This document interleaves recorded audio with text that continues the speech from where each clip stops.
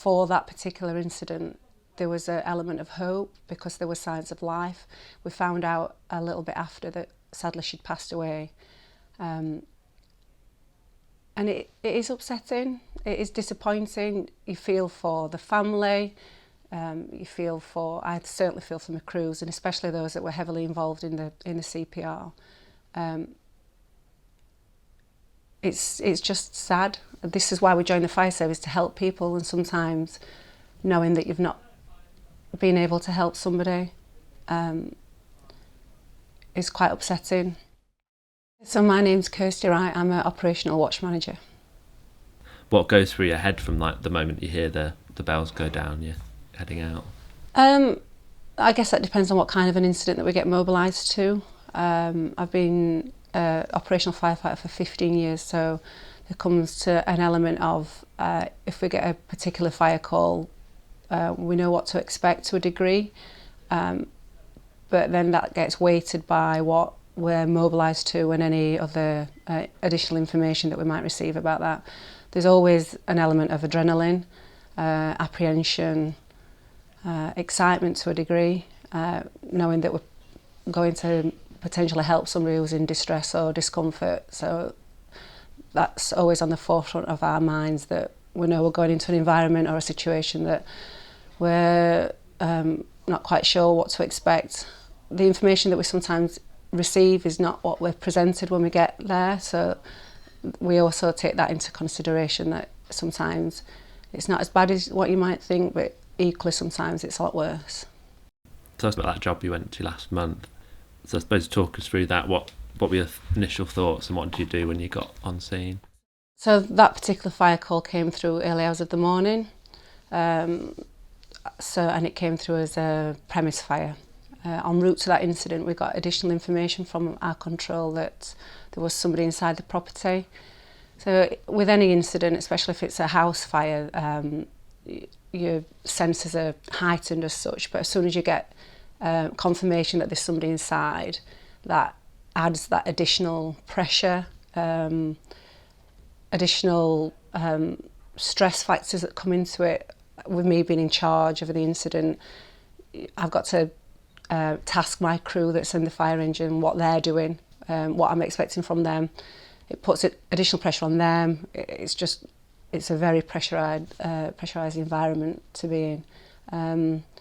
We do fall back on previous incidents that we've attended as such, so we're going to expecting what we're going to get, but equally the apprehension that we don't know what to expect, the adrenaline. That information that we received was pretty concrete for us, that there was somebody inside. So I'm very fortunate. I've got a really experienced crew. Gave them their tasks, what we needed to do when we got there. And then from the moment that we got to the incident, you're straight in with your tasks, with your thoughts, what you're doing. Luckily there was another appliance already there. They were pretty involved in the incident already, and then you just go support them, and you just deal with the incident as it unfolds, really. That incident was a premise fire. When we turned up, there was another officer in charge already in attendance. My crew had already been told by me to start up with their BA sets because there was somebody inside. But when we got there, taking into consideration that that person had been on the phone to our control, we turned up, the windows were blackened, so we knew that there was a fire inside the premise. So for us, our main priority is to get access into that building and to get them out, which is what, we did do that. My crew found the lady that was inside, and another crew went upstairs to see if because of the time, early hours of the morning, there's always an expectation that they might be in the bedroom or asleep. So one crew upstairs, one crew downstairs, and the lady was found downstairs in the kitchen area, and she got brought out. It was our understanding that the lady unfortunately passed away when she was in hospital. So the There were 3 appliances in attendance. My crew went inside, brought her out, so they was in BA. Then they went and extinguished the fire. The crew that were outside, they did a fantastic job, performed CPR for considerable time, for over 45 minutes. We just helped the ambulance and paramedics when they turned up. Sometimes when we see the paramedics turn up, it's almost like you've got that second emergency service there, so you can almost, they're the professionals, they're going to take over, but because of the complexity of the incident and because the lady wasn't breathing, it was, everybody needed to be involved. So although the ambulance service turned up, the fire service and the crew were heavily involved in performing CPR whilst they did their where they get all their equipment out and tried to assist it the best that we could, really. And I suppose what's it like when you've been to that, you're kind of packing up at, after the incident, you're in the appliance driving back, how does that go down when you're back on station? How do you deal with that? For that particular incident, there was an element of hope because there were signs of life.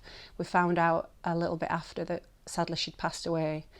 And it is upsetting, it is disappointing. You feel for the family, I certainly feel for my crews, and especially those that were heavily involved in the CPR. It's just sad. This is why we joined the fire service, to help people, and sometimes knowing that you've not been able to help somebody is quite upsetting.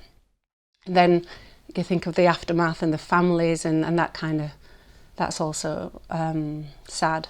But that incident in particular, there was premises next door that needed evacuating. So then you think about them because they're coming out of a building and they're seeing what's going off around. And for us, it almost becomes the norm that we're expected to see things that we don't want to see or deal with things that we don't particularly want to deal with. But for a member of the public that's never seen that before, it's important for me that we try and protect them as much as possible so that they don't have to see what we see on a daily, well, not daily basis, but on a regular basis. Incidents like that, there's always sadly people that are filming. We've got the phones out and filming. That's quite frustrating for us because we're trying to deal with the incident, but we're also then trying to protect them from seeing things and sharing it on social media, and also just from witnessing it, because at that moment in time there's a lot of adrenaline, but then after it's difficult. And I think that's what, from experience, everybody very professional, does the best that they can do, but once the adrenaline's gone and then you're on your own in your own thoughts, that can be difficult.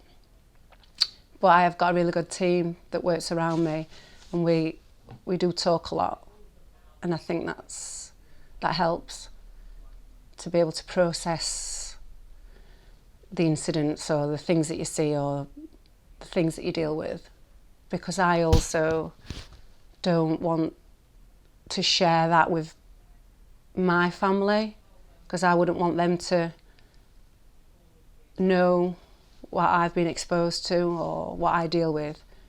It's about protecting them, but equally my colleagues protect me because we talk, and I think that's quite important. The support emotionally from colleagues helps a great deal. I also work as an on-call watch manager, and on-call can be particularly difficult because when they come back to station, they don't have the comfort blanket that a whole-time firefighter will have, because they will come back to station and then they go home to their family, whereas a whole-time firefighter, we come back to station and we're still together until the shift ends. So I know that can be particularly distressing for them and difficult. But I am quite fortunate because I I've got a really supportive team, very supportive watch, and we talk at the time and we talk after, and I think it would be difficult had I not got that network around me where we can talk.